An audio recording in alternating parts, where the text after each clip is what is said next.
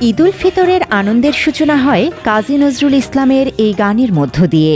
রমজানের রোজা আত্মশুদ্ধির শিক্ষা দেয়, আর ঈদ সেই আত্মত্যাগ, আত্মশুদ্ধি ও সংযমের উত্তম পুরস্কার। তাই ঈদের দিন শুধু আনন্দে, আত্মত্যাগ ও সংযমের মেতে ওঠা নয়, বরং আত্মদান, জাকাত প্রদান, ভ্রাতৃত্ব স্থাপন ও বিশ্ব মানবতার প্রতি প্রেম প্রদর্শনী প্রকৃত কর্তব্য। কাজী নজরুল ঈদের এই গানটিতে মনকে সম্বোধন করে আত্মশুদ্ধির আহ্বান জানিয়েছেন।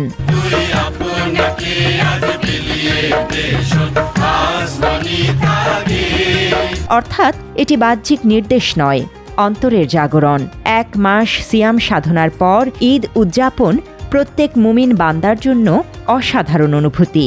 তাই রমজানের রোজার শেষে ঈদের খুশির দিনে মানুষের প্রতি মমত্বের হাত বাড়িয়ে দেওয়া উচিত। আত্মত্যাগের মাধ্যমেই মানুষে মানুষে প্রীতির বন্ধন সৃষ্টি সম্ভব। এসব মহান আল্লাহরই অলঙ্ঘনীয় নির্দেশ। অর্থ, সম্পদ, বিত্ত, বৈভব, সোনাদানা, রাজত্ব, বালাখানা সব আল্লাহর রাহে কুরবানি করতে হবে।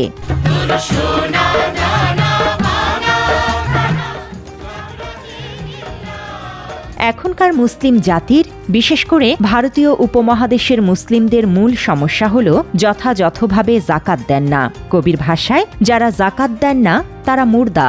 অতএব জাকাতের বিধান সমাজ রাষ্ট্রে কায়েম করে মুসলিমের ঘুম ভাঙানোর প্রতি জোর দিয়েছেন কবি। আজ যে পবিত্র ঈদগাহে মুসলিমগণ নামাজ আদায় করবে, সেই ঈদগাহে একদিন কাফির মুশরিকগণ পূজা অর্চনা করতেন। এই স্বাধীন জমিন ও পবিত্র ঈদগাহের সাথে জড়িয়ে আছে অসংখ্য ধর্মযুদ্ধের সকরুণ ইতিহাস। সেই পবিত্র যুদ্ধে অনেকেই হয়েছেন শহীদ, আবার অনেকেই হয়েছেন গাজী।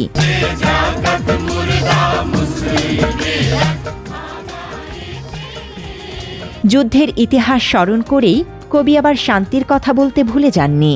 পরের চরণেই কবি বলেছেন, আজ ভুলে যা তোর দোস্ত দুশ্মন, হাত মেলাও হাতে, তোর প্রেম দিয়ে কর বিশ্ব নিখিল ইসলামে মুরিদ। অর্থাৎ ইসলাম অর্থ শান্তি।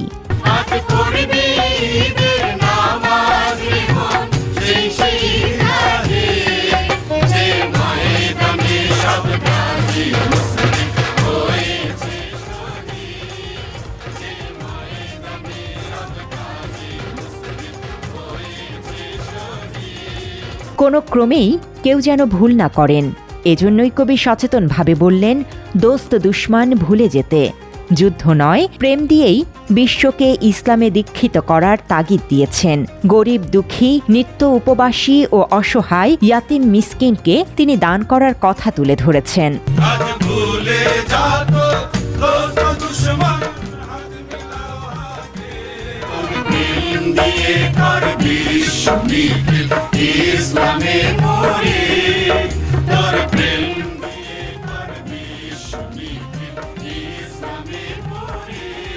হৃদয়ে তৌহিদি বিশ্বাস লালনের মাধ্যমেই নবী মোহাম্মদের ভালোবাসা ও শাফায়েত পেয়ে ধন্য হবেন মুসলিমগণ। শুধু যুদ্ধ নয়, ক্ষমা ও মাহাত্ম্যই ছিল মহানবীর মূল আদর্শ।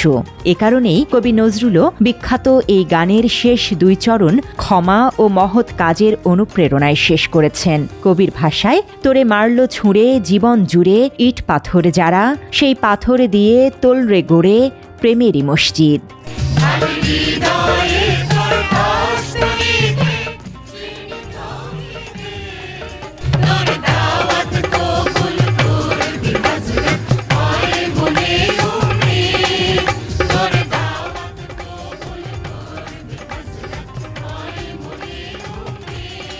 প্রয়াত জাতীয় অধ্যাপক রফিকুল ইসলাম রচিত নজরুল নির্দেশিকা বইয়ে উল্লেখ রয়েছে, ৩রা অক্টোবর ১৯৩২ সালে প্রকাশিত জুলফিকার সঙ্গীত গ্রন্থে ওমন রমজানেরই রোজার শেষে গানটি প্রথম প্রকাশিত হয়।